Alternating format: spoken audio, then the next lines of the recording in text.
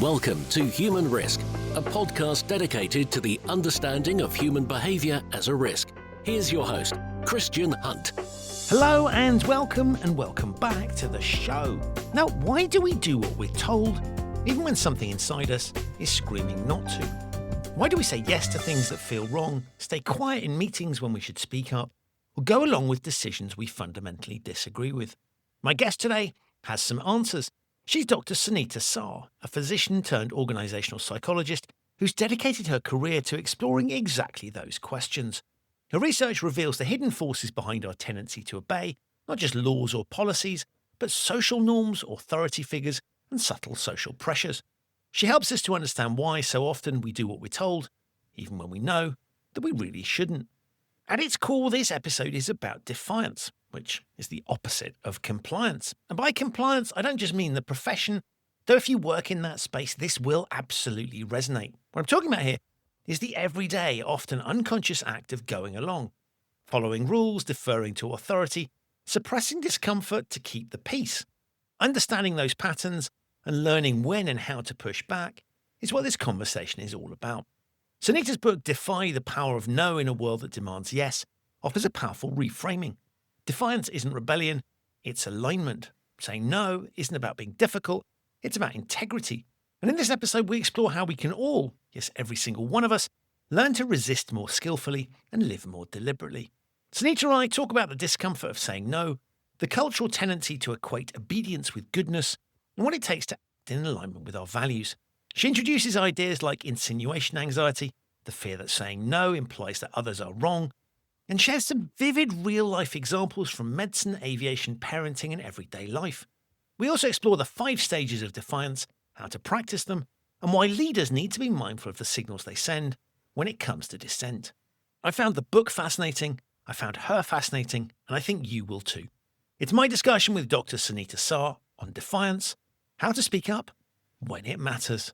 Sunita, welcome to the Human Risk Podcast. It's wonderful to be here. Thank you so much for inviting me. I'm so excited to have you here because you've written a book that I just think is brilliant and covers a topic that I think is bang on for the show and its listeners. But before we get to that, can you just tell my listeners a little bit about yourself? Sure. I am a physician-turned-organisational psychologist. So my first career started in medicine in the UK, largely because of expectations, actually. I had the grades and parents, teachers, the community were all telling me that medicine is the best thing that you can do. So I went off to medical school, I graduated, I became a physician, and that was all I knew as to what to do. However, during my medical degree, I did take a year out and study psychology. So at Edinburgh University, they throw you in with the 4th year students to get a degree in 1 year. That usually takes 4. And I have to say, in that year, I was fascinated. I was fascinated by the things that I read. I came across some experiments that were really fascinating to me. So the Milgram obedience to authority experiments. And I took that back with me when I went back to the wards and I was doing my rounds. It kind of never left me. And then I received an invitation to do some consulting work for the pharmaceutical industry. And I decided to go into that. And I became fascinated by that relationship between industry and the medical profession and how they interact and how they influence each other and how physicians make decisions about particular products that they are marketed to and how that trickles down and how patients make decisions too. So that really fascinated me. And I wanted to study it in more depth. And I was actually doing an executive MBA at London Business School at the time. And they told me that if you really want to study these conflicts of interest, this compliance aspect and ethical dilemmas, then you need to go to the US. So I did. I traveled across and was not short of material. I did a PhD at Carnegie Mellon University in organizational behavior. And that led me down to the track of now being a professor at Cornell University.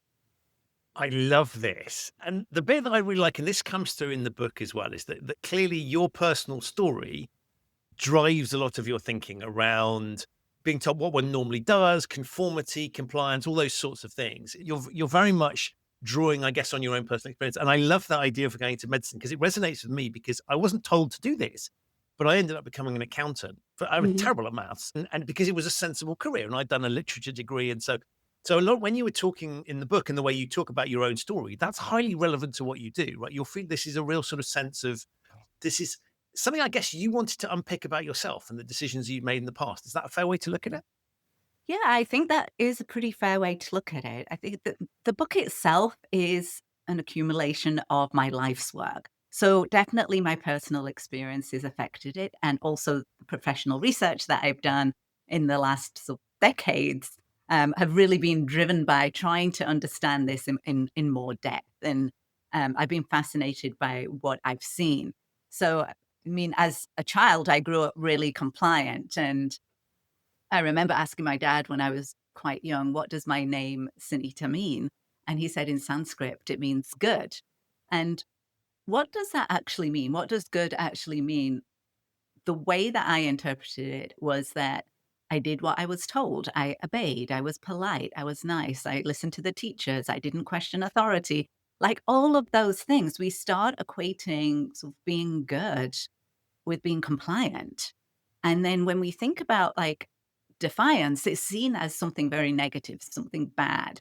And I was really fascinated with that, especially when I started to delve into the research.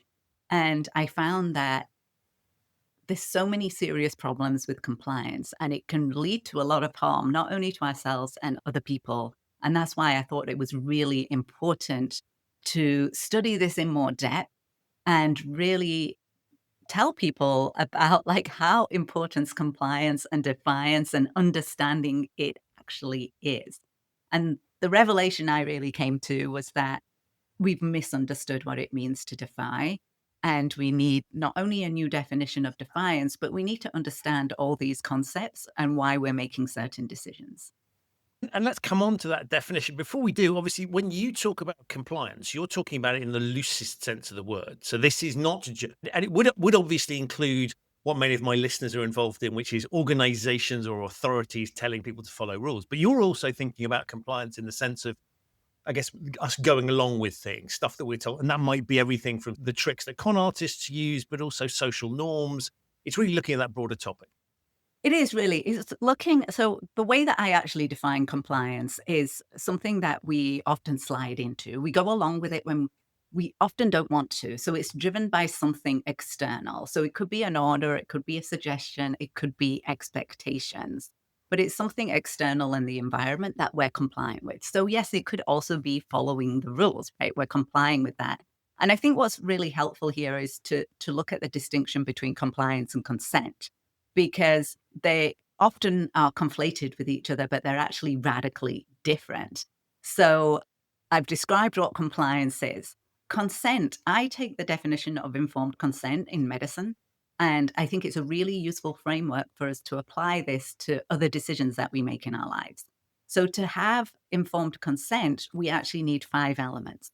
So first of all, we need capacity. So we need the competence to make the decision. We don't want to be under the influence of drugs or alcohol or be too sick. Second of all, we need knowledge. So we need information about the decision we're about to make. But it's not enough just to have the information. You also want to have the third element, which is understanding. So a full grasp of the costs, the benefits, the alternatives, the consequences, all of those things. So we have capacity, knowledge, understanding. The fourth element is the freedom to say no. Because if you don't have the freedom to say no, that's merely compliance, right? It's not consent. So you need the freedom to say no. And then the fifth element, if you want to say yes with the capacity, knowledge, understanding, the freedom to say no, if you want to say yes, you need that authorization of your sort of deeply held values. This is something coming from within, that this is your consent and your authorization for consent. I love the way you've simply defined it, because obviously one of the things that's interesting there is that understanding, for example, we often think we understand things, but we don't actually. Or we might technically have the ability to say no, but in reality, we can't. So there are lots of really interesting human dynamics around this. And so if one looked at programming a machine to make these decisions, it sounds relatively simple, but actually underpinning all of this are some quite interesting behavioral dynamics there. Yeah, absolutely. And I've uncovered some of these in my research. And especially if you have been socialized to be compliant as a child and that we're rewarded for it. Most people have. We've been trained to be compliant. We very rarely get training in how to be defiant. And so we do need to change that. But what I find is that there are some powerful psychological forces that keep us compliant as well. So even when all those elements for consent are present, and you could technically have the freedom to say no, we often get tripped up by some of these psychological forces. And one of them I found quite powerful is what I call insinuation anxiety. And this is a distinct type of anxiety. So if we think about anxiety in general, most of us knows how it feels, right? And it's usually due to the anticipation of something in the future. But there's also social anxiety or performance anxiety where you're very much worried about how other people are going to evaluate you. Insinuation anxiety is kind of the opposite of that in that we are worried about giving a negative evaluation to somebody else. So if you reject an order or a suggestion or don't want to go along with what somebody else is advising is the best thing to do, you are actually sort of sending a signal that you either don't trust them, you think they're biased, or you think they're incompetent, or just plain wrong. And so that becomes very difficult to do. You can imagine your boss telling you to do something and you not wanting to do it. We have this very powerful force that we don't want to insinuate that our advisors, our coworkers, our colleagues, our family, our friends are just not trustworthy. And so we often go along with things, even though they are not right for us because somebody else thinks it's a good idea. When you point it out, and this is what I think is great about your research, a lot of these things, when you point them out, we instinctively know this, and we've all been in situations, and yet the basic behavior, it goes back to something that you kind of think, oh, this doesn't kind of feel right, it's not great, but I'll just go along with it. And we've all been in those situations. And so what you're describing here is it's a visceral experience, like every human being. Yeah, I believe so. Like, as soon as I start talking about insinuation anxiety, people have plenty of stories about situations that they've been in with this type of anxiety. And it could be something kind of small that, you're in the hairdresser's chair and they're saying, "Oh, trust me with this new haircut," and they're cutting, and you're just thinking, "Oh, stop, stop, stop!" But you just don't want to say anything because it's difficult to do so. And if you're anything like me, you'll just say thank you and pay them and leave and then cry. But But that's a really good issue because I love that. You know, when they get the mirror out to show you the bit that you can't see for yourself. Has anybody ever said, no, I don't like it? I would bet 99% of people will just go, yeah, that's fine. I think a lot of people suffer from this and they don't say anything. Like people have told me stories about, like, they'll go for a massage and it'll be so painful for them, but they can't say stop, right? They just can't sort of imply that somebody doesn't know what they're doing or they can't do their job well. So it could be kind of in lower stakes like this, but also I've discovered it in higher stakes as well. So it could be the reason why one study found that 9 out of 10 healthcare workers, most of them nurses, did not feel comfortable speaking up when they saw a colleague or a physician making an error.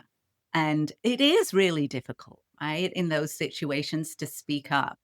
And it could also be the reason why co-pilots don't speak up to pilots when they see them making a mistake. So it could be in these life and death situations, but it tends to happen to many of us pretty regularly, especially if you suffer from insinuation anxiety and you've been conditioned to be polite or not send this negative signal. You just don't want to tell someone else that they're wrong or they can't be trusted. One of the reasons that instinct might make sense, not to criticize other people, is to sort of get on with other people, tribal instincts, if you like. The thrust of what you're saying is, I get, that has a purpose, right? We have to recognize there are times where that makes sense, but we also have to recognize where it doesn't make sense. And so the thrust, I guess, of Defy is to say that actually we need to be thinking about that and saying to ourselves that actually the expectation that we will go along with things isn't always a good idea. Absolutely. So, I mean, especially like we often think of ourselves as having lots of agency and we value that. Like we're independent, free thinkers.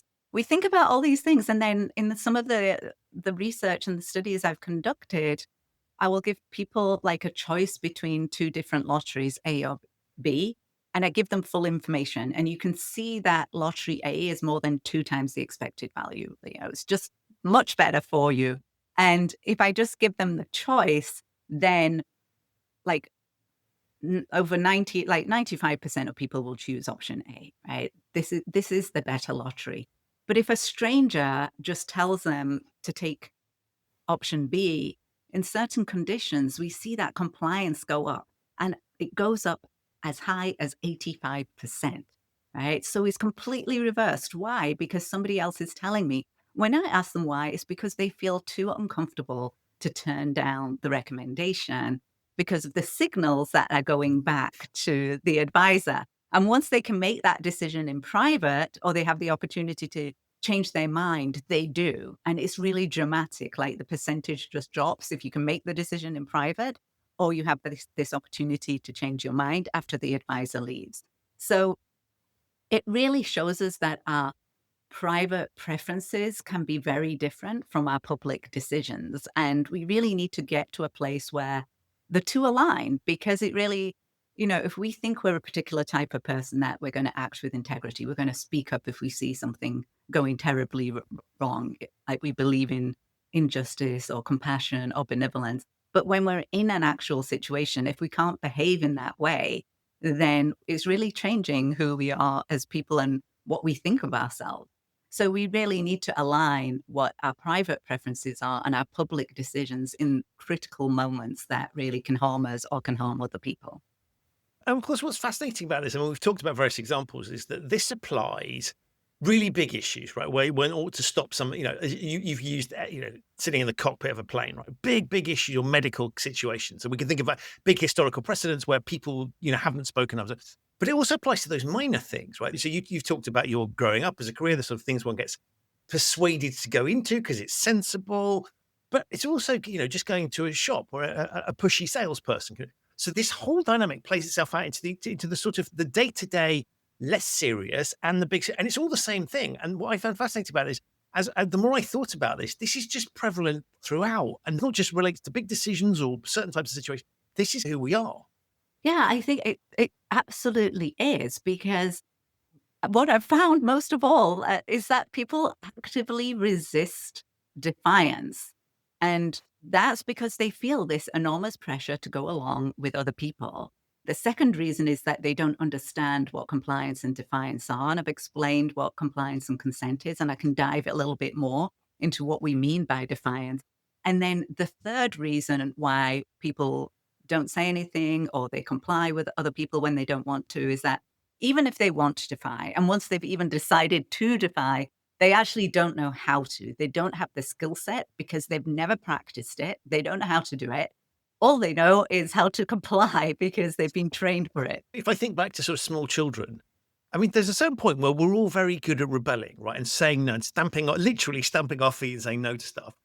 And then that kind of gets trained out of us, I guess is your point. So what you're talking about here is a natural skill that we have all, I'm sure both of us were very well-behaved children, but at some point we would have done some things to demonstrate. Every single kid has the potential to do that. And then I guess through the education system and the upbringing and society, that gets sort of, not in some cases physically beaten out of us, but removed from our skill set. Yeah, so we do, like we have a way when we're younger to express that something isn't right for us. And then we get taught that compliance is good. And if somebody listens to you, I hear grandparents, other people sort of saying, that girl is so good. She listens to everything that she's told. Like she completely obeys and and people like that, teachers like that. If you do what you're told to do, then you are seen as being good. And we put this moral equation to it that isn't actually a moral thing. It just becomes how good we become at following the rules of doing what other people want for us. And we really need to start thinking about what my values are and how can I act in alignment with them. And that is really my definition of defiance. So if you look at what the concept of this and this big revelation that substantially changed how I thought is that we really misunderstood what it means to defy, because we think of defiance as something negative and bold. And even the Oxford English Dictionary defines defiance as openly challenging the power of another person boldly. And yet, I grew up in the UK, so I don't normally disagree with the Oxford English Dictionary. But in this case, I think that definition is too narrow. And my definition of defiance is that to defy is simply to act in accordance with your true values when there is pressure to do otherwise. So we all need that skill set, and it's actually available and necessary for all of us. It's not a personality trait, it's actually a skill set.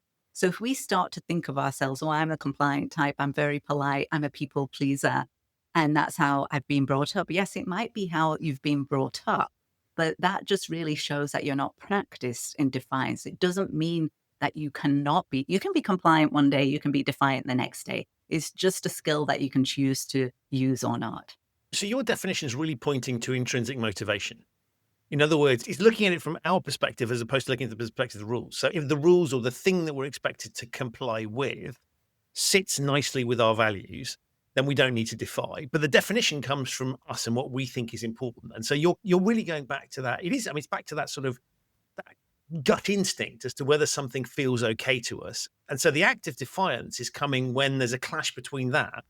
It's not actually based around the rules or where they're coming from. It's starting from that point. And therefore what I loved about it was it felt very natural, right? This isn't a sort of artificial, in a way, we're all subject to these artificial contracts. Thou shalt not do this or thou shalt do that.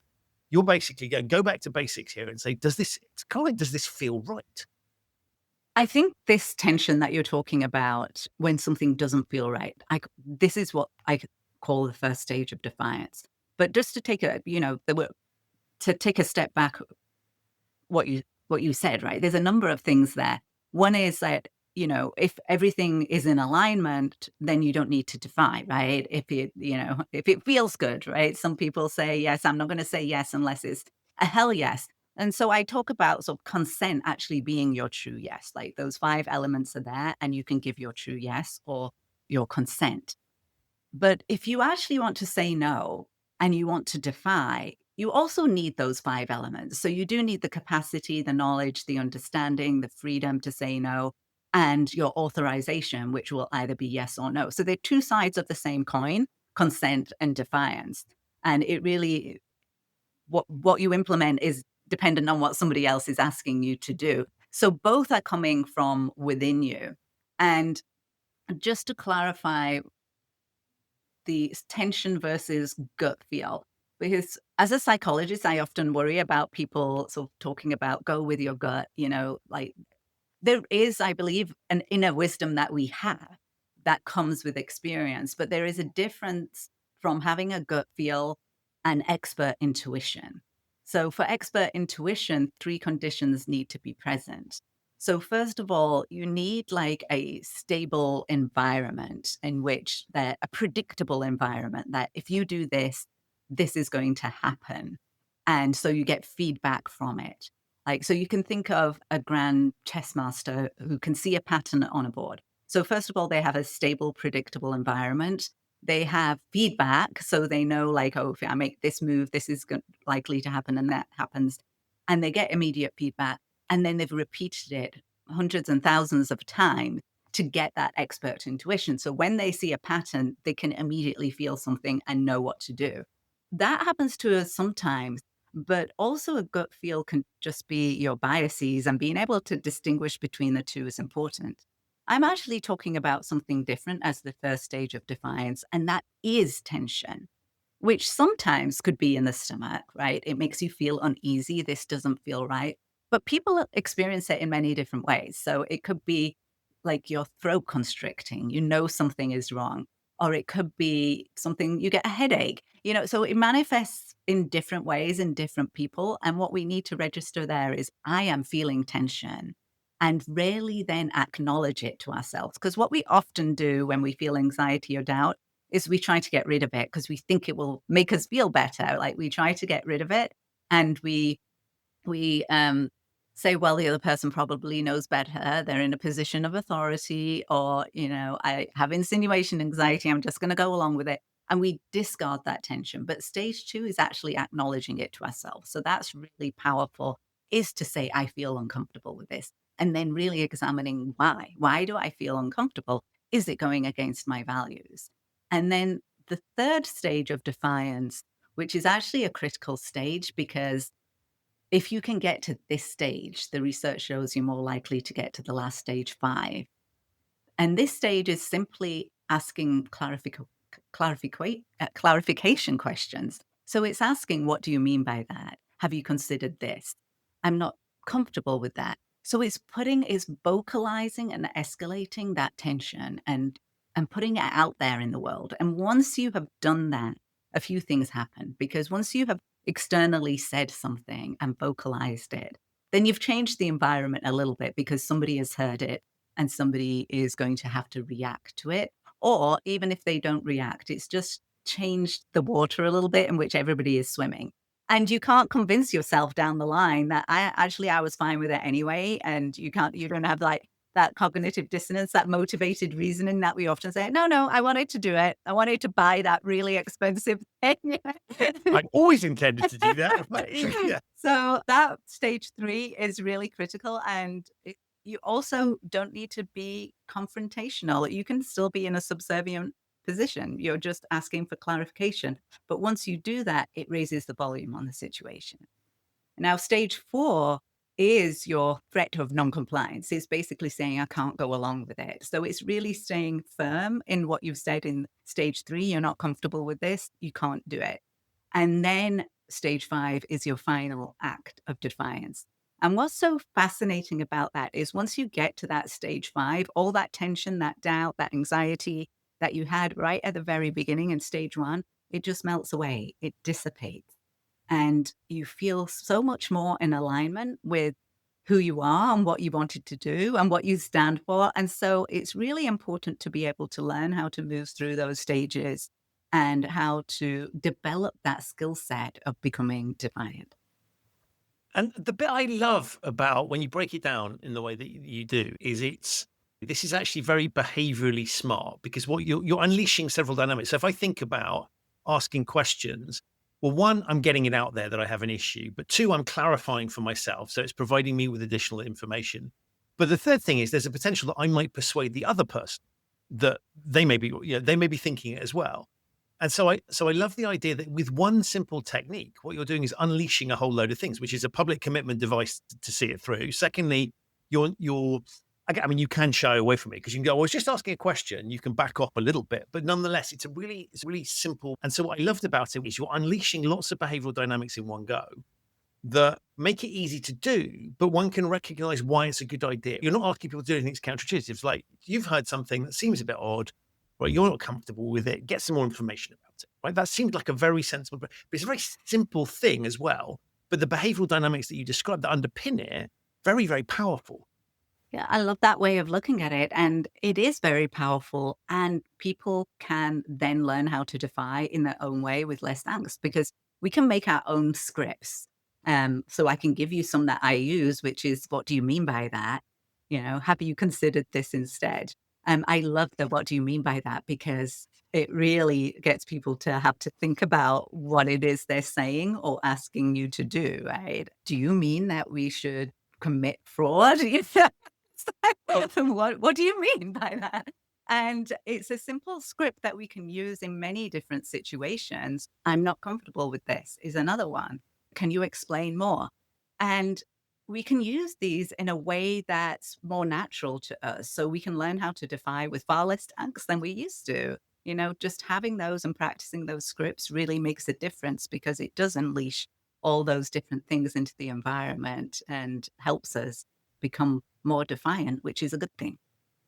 The bit that I thought was great fun with this actually was I've unleashed it at times when, like, I wasn't really objecting, but it's a good way to practice. Like when I sort of felt there were low risk situations where I could kind of put up and it looked like I was moving to an objection, just to go through the motions of practicing these things. And so I loved it again. So it's back to, it's easily accessible, it's deployable, because what I really liked was it's not confrontational.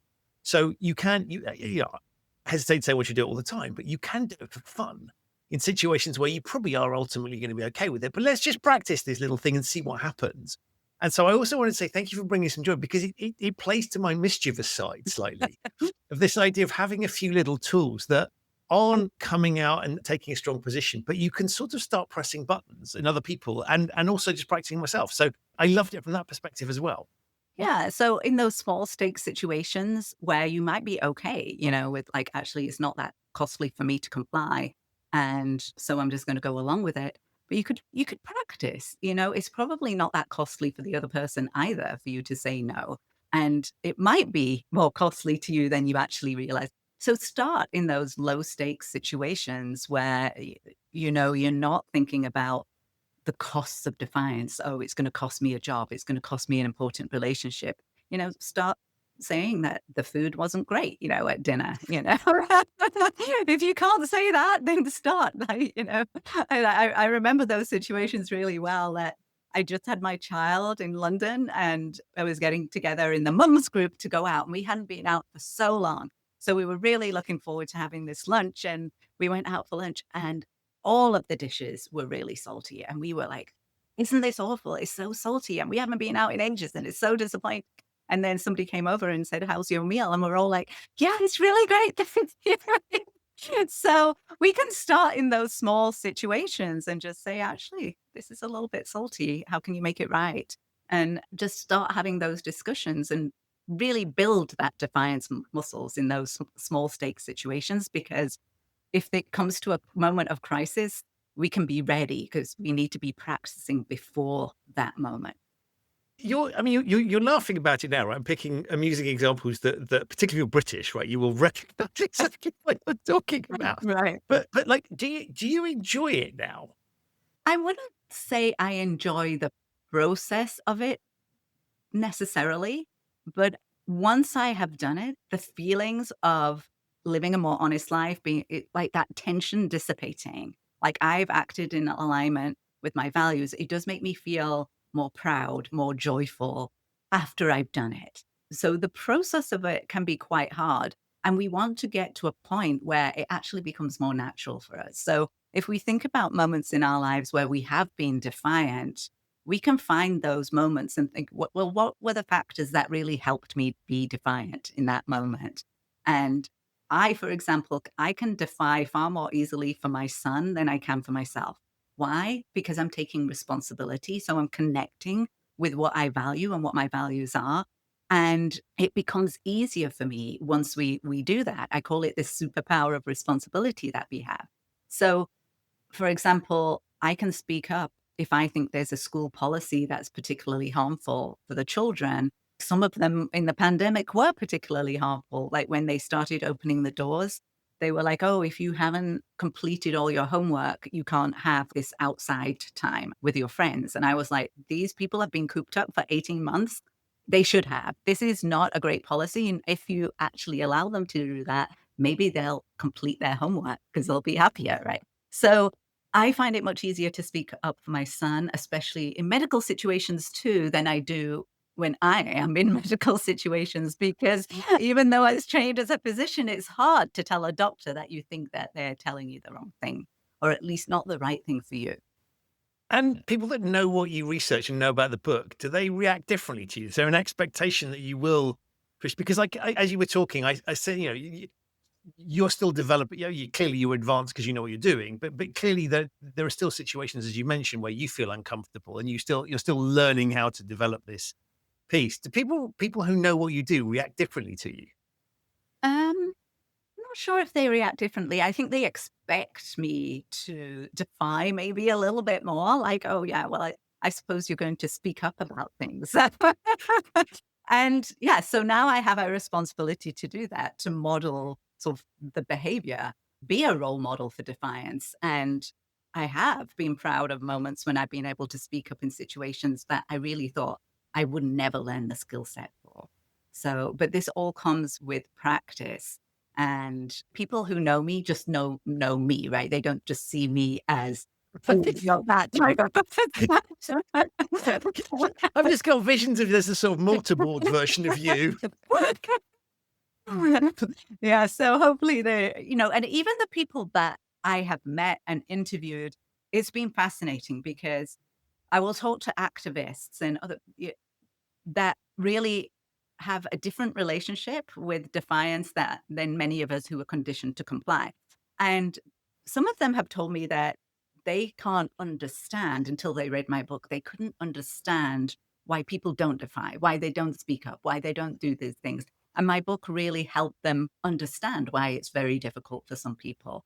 And yet, even though these people are activists, what they've found is that they can do it really well in some situations, but they've completely neglected other areas of their lives or understanding in that in particular context. They find it very, very hard to do. And I found that really fascinating because, again, we're coming down to the myth that defiance is a personality and some people can do it and some people can't. No, it's just what we're practiced in doing. So if you're practiced in doing it in a certain area, then yes, you'll find that more natural and easier to do. But all of us struggle in certain contexts, in certain areas, and it can be a blind spot if you view yourself as both a compliant person or even a defiant person, that you're missing those areas. So we need to throw out that myth that defiance is a personality and I'm compliant or I'm a people pleaser, and really think of it as a skill set. It's a practice, not a personality. And that's interesting because that points towards, if I think about words like awkward, which is sort of classic adjective that when we, and there's often a misogynist angle to this as well, awkward, bloody awkward woman type thing. And so as one thinks about those things, what fascinates me about that is that there is a presumption, I think it suits the compliant narrative to have the awkward squad. These are the people, they always do this. That's those sort of people. Don't be like them. So it almost, it's almost part, it seems to me, it's almost part of the dynamic that you're talking about, is to have this idea that, well, it's a certain type of person, because then you can minimize the number of people that are doing it and therefore increase overall compliance, because there's a small number of people that are strange and do these things. Don't be like them, be like everybody, the majority who are compliant. Right. And yeah, people do use the word awkward. They also use the word difficult, right? If you were to question. And there is I write a little bit in the book about sort of how women are often called difficult and certain situations, and really to question, what is it about them that you think is difficult? Is it that they speak up or they have ideas? Or it's just going against the stereotype of certain women having to be subservient and always serving everybody else's needs. So, yeah, it's really about questioning the norms that we have. And again, those adjectives are really coming down to sort of putting a moral equation on compliance and defiance. And we've talked a little bit about the restaurant and the haircut and the lower stakes things. And you mentioned activists. Obviously, when one pushes this to extreme, there are situations in which defying could literally put you in danger. How does one think about that? Because I can understand the principles are the same, but at some point, we admire people that Rosa Parks type things, right? People that stand up, and even more sort of resistance people who stand up in situations where the risk is they are going to get killed. How does one think about that scale and where that kicks in? Because presumably that has to play a major factor in people's willingness to do it. And yet we still see people that even in those extreme situations show tremendous courage. Yeah, absolutely. And this decision of whether to defy or not, that's when these costs and benefits come in. Because we look at whistleblowers, if we look at Rosa Parks, these are the people that really, really wanted to act in alignment with their values. Many of the whistleblowers that I've spoken to sort of now in modern times, they're not people who are sort of rebellious for rebellion's sake. They're not a particular personality. They are actually people who are taking a lot of responsibility, and they're actually deeply troubled that the organizations are not living up to the values that they state. And so that's why a lot of them become whistleblowers to great cost to themselves, right? So many of them do lose their jobs. They experience a lot of sort of negativity. And Rosa Parks, famous "No on the Bus," it wasn't safe for her. So there's two questions that people ask in a situation when they're deciding really to speak up or not. Is it safe for me to do so? And that safety could be in many different areas. So physical safety, of course, but also psychological safety, financial safety, all of those things. Is it safe for me to speak up? And will it be effective? Will it have a positive impact? Because what I found when I've been interviewing nurses and nurse managers in hospitals is that the nurses will ask those questions. Like, I'm too afraid. They'll say that they didn't speak up because they were too afraid of the consequences, what might happen to them, that they're going to lose their job. But some of them will also say, actually, I've spoken up many times before and I've just stopped speaking up. It's not that I'm afraid to speak up, is that nothing happens. Nothing happens when I speak up. So it's not going to be effective. I'm not going to do it. And so we can ask ourselves those two questions when we're looking at the environment. Is it safe? Will it be effective? To decide when and how to defy. And that becomes a really personal decision because, as you said, Rosa Parks, her no wasn't safe for her. She received a lot of death threats. Was it effective? It was particularly effective in that situation, in that it led to a large movement. And she decided to defy that particular day, even with those risks in mind. But let's also understand that she had complied many times before with segregation laws. So even though we are defiant, again, we can be compliant many times before. So in fact, most of the big moments of defiance have been preceded by thousands of moments of compliance. And in that particular situation, when I found out more about Rosa Parks' story, is that yes, it was based on emotion, but her reaction wasn't emotional. It was actually quite strategic to do it that day because she thought it could have a big effect. Was it safe? No. Could it be effective? Yes. Hopefully, it could be effective. People would rally around her. She had the contacts, the network for this to really make a difference. And that's why she decided to do it that particular day. And that's a really personal decision for everyone. We have to decide. There's always going to be costs and there's always also going to be benefits. What we don't want to do, though, is only focus on the costs of defiance because we don't think often enough about the costs of compliance. Saying complying isn't a neutral thing. It also comes with costs, right? And those costs, if you're continuously bowing your head to other people, and people who have worked in oppressive work environments know this, right? It eats away at your soul and it affects you psychologically, spiritually, emotionally, and even physically. So it can have an effect on inflammation, stress, all of those things. So we need to also think about the costs of continuous compliance. I love that. So much to unpick in there. But I really like this idea of when you talk about Rosa Parks as an example, because again, the prevailing narrative is always sort of hot-headed. People point sort of, people the straw that breaks the camel's back type logic, right? So it's flipped and it's painted almost as sort of madness, or they've gone a bit crazy, which again is back to this prevalent narrative. But what you're pointing towards is actually saying, in that case, and I'm assuming lots of others, it's not hot-headed at all. It's very cold and calculating, thinking, when can I have the maximum amount? And now, sure, there will be people that ain't hot-headed, and I've probably been one of them, where you sort of fly off the handle for, this is the straw that breaks the camel's back. But that's really interesting. And I guess you can do that cold calculating thing if you've worked through the things you're talking about in the book and thinking about it. Then you're in a stronger position to be able to do that when it's most effective.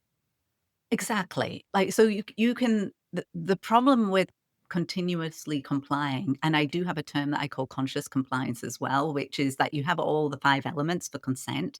So you have the capacity, the knowledge, the understanding, the freedom to say no. But in this particular situation, you are going to say yes because the costs are too high or the benefits are too meager. But if you continually do that and your values are being disregarded, then those costs of compliance increase. So it gets to a point where we really need to think about, are we acting in alignment with our values, or are we just going along with what other people want? Because it's really important to understand what your values are. And I have, like, a lot of my executive students do this. I have them write out and explain why their values are important. Because if they do that, the research shows a number of things. First of all, our intended behavior to act in alignment with our values is more likely to follow if we thoroughly understand them and write them out and explain them. And clarifying our values also lowers our biological stress response. So we have lower cortisol levels if we can clarify our values and we can act in alignment with them. So yes, it was strategic for Rosa Parks, but also she was very much in connection with her values. Like, she really believed in equality, that no one should be treated differently because of the color of their skin.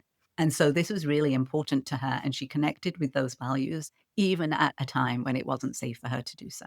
I love it. And I was thinking through, actually, if we think about other situations when people are forced to do things that, whether that's somebody forced to live a life that's not them, right? It's a pre-coming out, for example, great example, where it's challenging because you're having to act the whole time. You can sort of see how that would play out. And actually, I love this idea of complaint, sort of exhaustion of I'm going along with this thing yet again, and so what feels like from an organizational perspective or a societal perspective, you might say, well, they just, there's no effort here required. They just need to do that thing.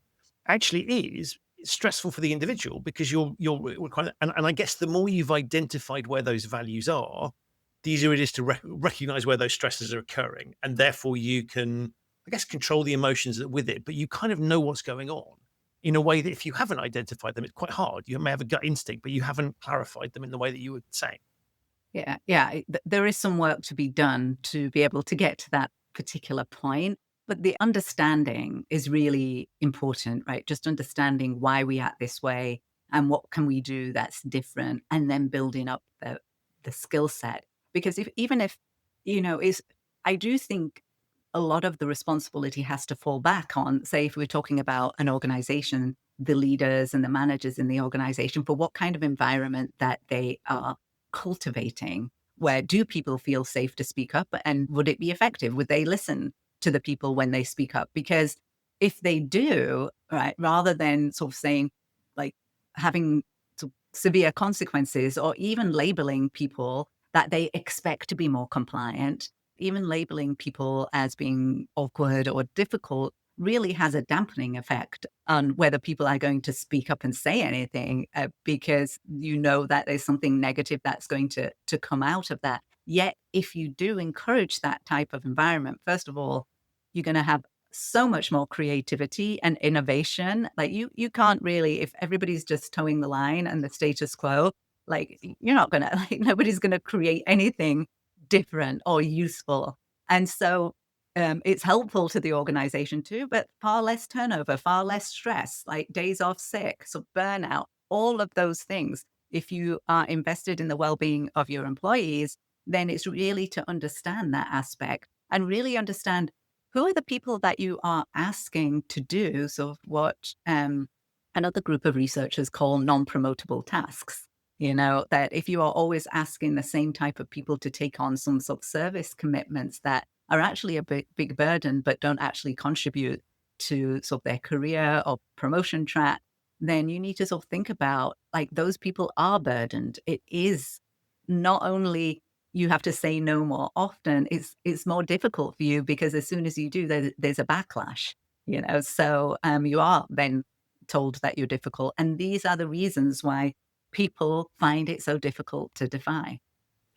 And as you were depicting the sort of the organizational response to these things, is often I see, whistleblowing be the best example, where it's viewed as a logistical challenge, right? So what we do, we want people to speak up, or we say we want people to speak up, and we'll put in a hotline, right? And we'll tell them the hotline exists, job done. And so the logistics are all there. Why is no one using this without recognizing that it's actually a psychological challenge? And that one needs to think about all these things. And so what I also loved about it was as you look at what are the reasons that people might defy or not defy, you've got to start to recognize that most of those, are not logistical issues, right? They know what it is they want to say.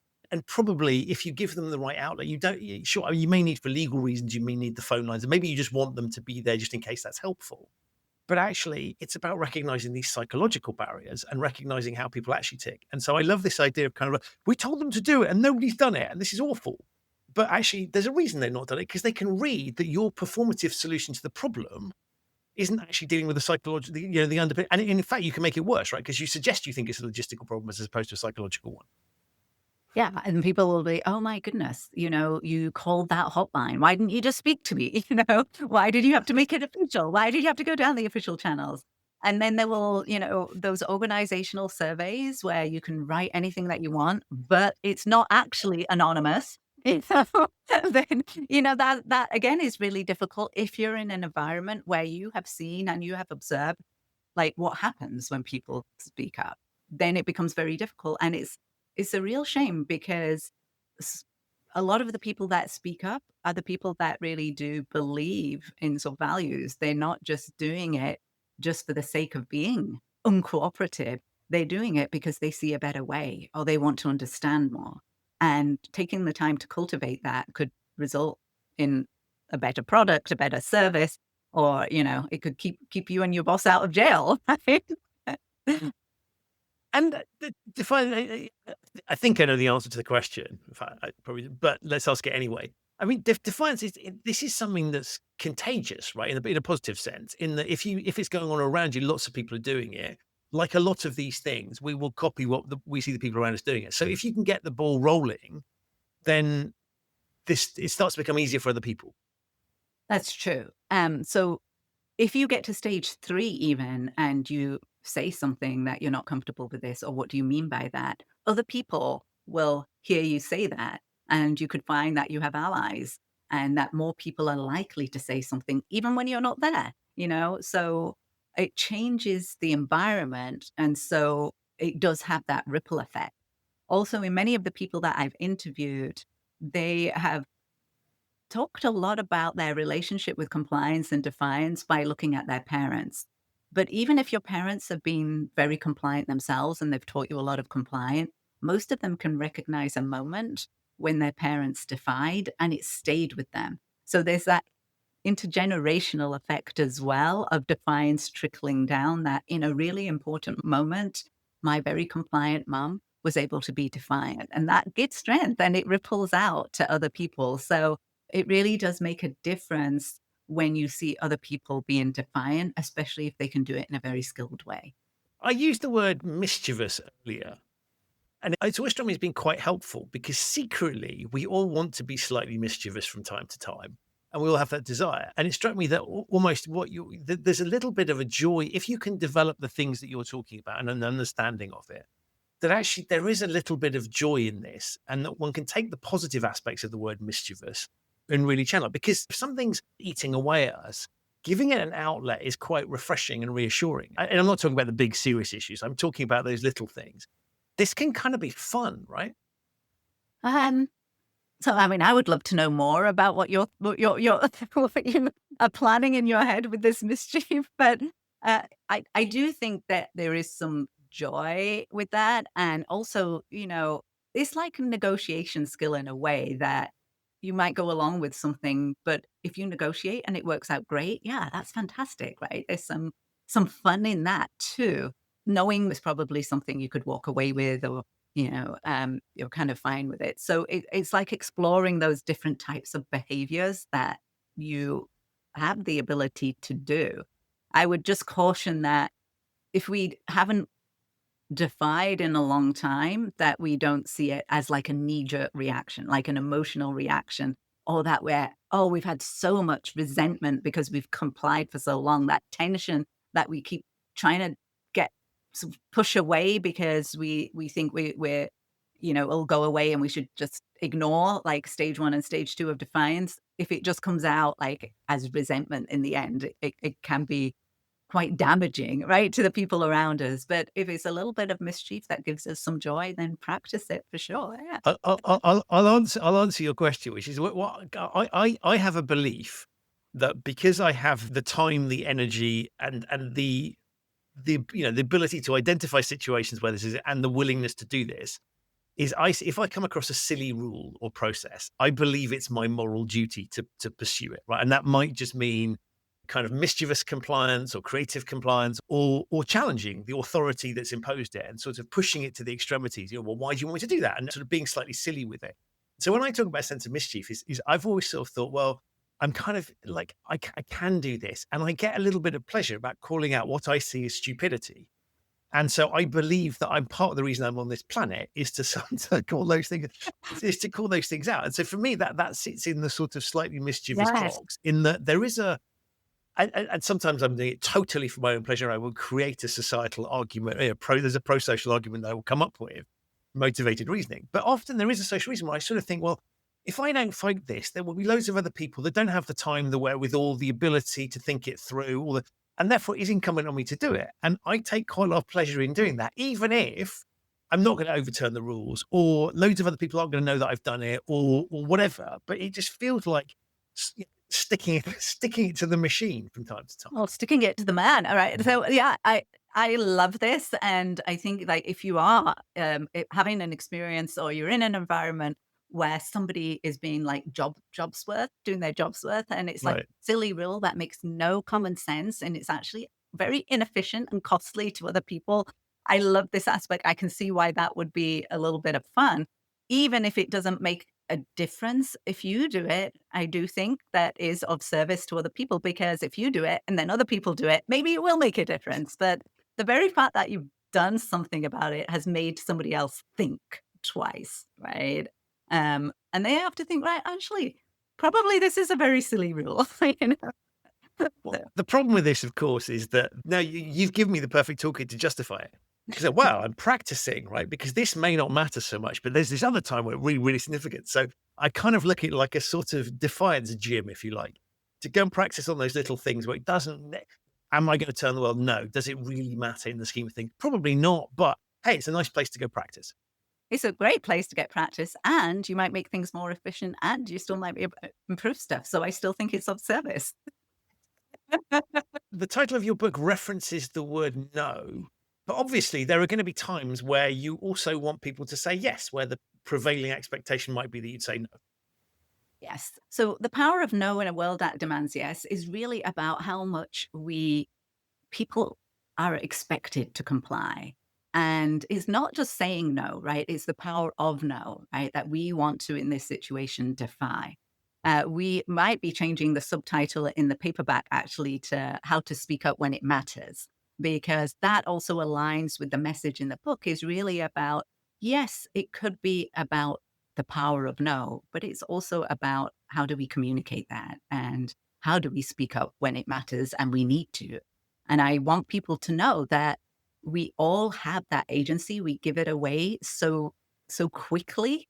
And yet, you do have the tools, like the tools of defiance, if you care to learn them. It's available and it's necessary for all of us to learn. And one of the reasons that I really wanted to get you on the show, and thank you for it's been a fascinating conversation, was a lot of the people that listen to my show that I work with are themselves responsible for imposing rules. So compliance officer would be the obvious example. But we can think of, lots of other people that have the ability to impose rules or requirements, or even not even necessarily formal ones, informal norms on people. What's your message to them? Because I think the reason people should read the book is to understand the impact that these, as a user. Now, clearly, the brilliant news is we're all subject to rules. So we may be rule makers or imposers, but we're also rule takers on some level. What's your message to those people? Because I think a lot of your thinking is really, really important. As one is imposing, I think there's a moral responsibility to think this stuff through and understand the other side of it. Yeah, I think if you are a compliance officer or you are someone who has to impose rules, is really think about how you are sort of implementing those rules. Are you, the word compliance is there, but are you actually getting consent? Right? Do people have the knowledge and the understanding? And if not, can you communicate those things? And if people don't want to follow the rules, that feedback is going to be really important for you to understand. Like, why? Is there a situation where this has become impractical, inefficient, something should be better? You don't want to create an environment where it just becomes about following the rules, but about understanding why and having some kind of feedback loop as to actually it doesn't work in this situation. It might work in this situation, but maybe not in this situation. So making sure those elements are present and how difficult it is for people to maybe talk to a compliance officer, because of the fear of the consequences. And you've beautifully hit on a mantra of mine, which is I always say that if one or two people are breaking a rule, then it's likely you've got a people problem. Because if everybody else manages to comply, then it suggests that there's something about those people. But if lots of people aren't complying with the rule, you've definitely got a rule problem because you're unlikely to have lots of people setting out to deliberately. And so this idea of using the human in the system not as an irritant, but as a piece of feedback, I think is super powerful. To your point is if you have designed it, it's worth looking and saying, actually, is this a design flaw, right? If we come up with something, so it's not all bad people not following our rules. The defiance is a piece of feedback. It definitely is a piece of feedback. So even the communication of discomfort or tension or that this doesn't sound quite right, that is all feedback as to, I wonder why they feel that way, right? I wonder why people are not defying. What is it that can we try to understand? what is it that is at odds here? Or is there just something out of sync that maybe it did work in the past, but it doesn't work now? Love that. Before I let you go, Sunita, so the book has obviously been a tremendous success. It's a fabulous read, comes highly recommended. What's next for you in terms of your research?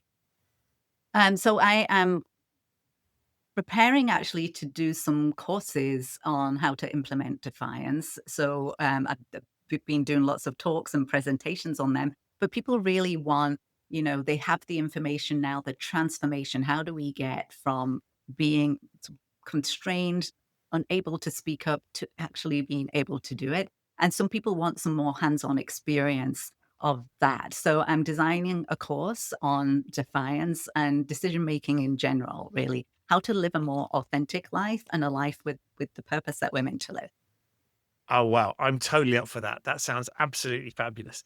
Thank you so much. One, for writing an amazing book. I learned so much from it. It's empowered me. And just having the book there and thinking I'm out of excuses now, right? Because you've given me the toolkit was incredibly empowering. So I want to say, just from a personal perspective, thank you.